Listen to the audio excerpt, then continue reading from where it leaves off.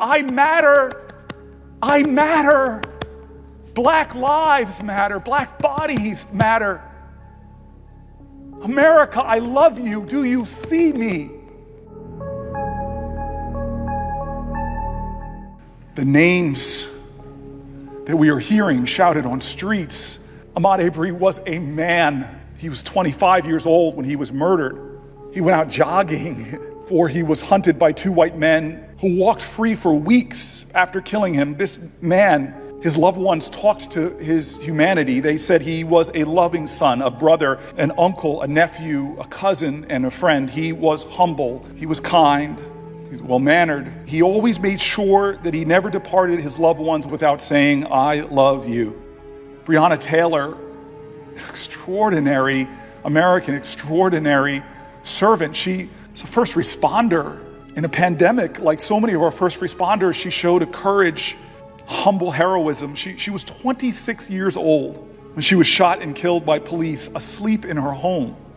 And George Floyd, to his friends and loved ones, he was known as Floyd. In high school, I know this, he was an athlete, playing both basketball and football. He played the position I played. He was a tight end. His girlfriend called him an angel that was sent to us on earth. His family remembered him as being family-oriented, loving, and godly.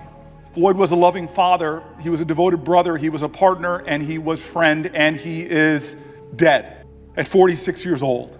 The killings of George Floyd, of Breonna Taylor, of Ahmaud Arbery are singular in their pain, are singular in their particular details, in the anguish and the horror. But this is a terror that is familiar. It is a fear that is baked now, cemented into our culture. For so many Americans, especially Black Americans, this has not just been a tough few weeks. It's not just been emotional time because of what we're seeing, the protests all around the country. This has been a tough life. This is the story of day after day after day that punctuates our consciousness only when someone captures on videotape what is a regular part of the fabric of our country. We have a long and wretched and disturbing history in this country of Black people being murdered by law enforcement. Our systems of accountability, our systems of transparency, our ability to end this has proved impotent and feeble. These killings for so many Black Americans today are searing reminders that Black people in this country, as I've heard from dozens of people in my life, as we hear from people on our media, that this could have been me in the same circumstances. To hear people at all stations of life, African Americans, saying, "I'm alive," but questioning for how long, slipping into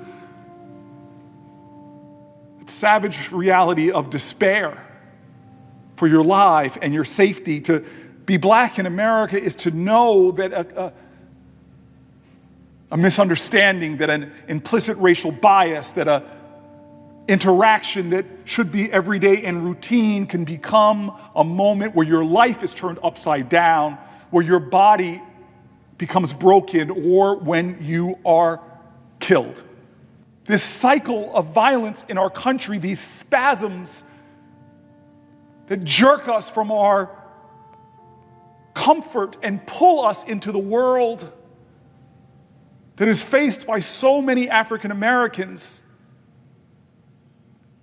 And then we go back. So many of us go back to what is now normal in America, what has been normal in America. I hear people now talking about the violence, the rioters. I condemn it in the same way that the other 99 members are. It is awful, it is despicable, it is contrary to the aims of this nation and the movements of our past. But to condemn the violence of those out there doing such awful, destructive, condemnation-worthy actions but to only condemn them and not to condemn the fullness of that cycle of violence, because there is violence going on even when we don't see it in the streets. Peace even is not just the absence of violence, it's the presence of justice.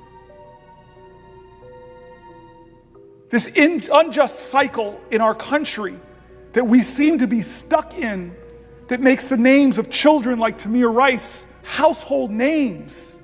It is connected with the violence that is pervasive in our nation, that demands all of us to speak out against with the same fervor and enthusiasm and energy that people are condemning the violence we're seeing in America today. It's why so many Black Americans scream out, "Do you see me? I do not have your equal justice under law. Do you see me? I do not have justice for all. Do you see me? I matter. I matter. Black lives matter. Black bodies matter. America, I love you. Do you see me? Do you know my experiences? Do you see the failings of our ideals?" The murder of a Black man by multiple cops who knew they were being filmed in broad daylight is not the extent of the problem of racism in America. It is a final and deadly manifestation of that racism. I confess to you,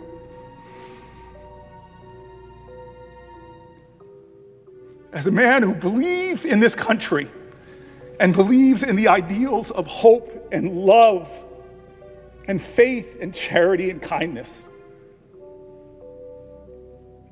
I want to confess to you something, that right now, hope is essential, but it's not enough. I confess to you right now, words of kindness and grace are essential to America, but they're not enough right now.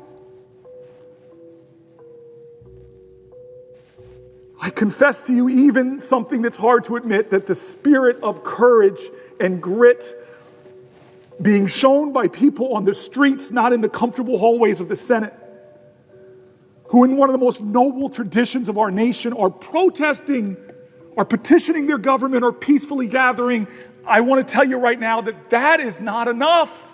In a nation where so many people have been so thoroughly failed,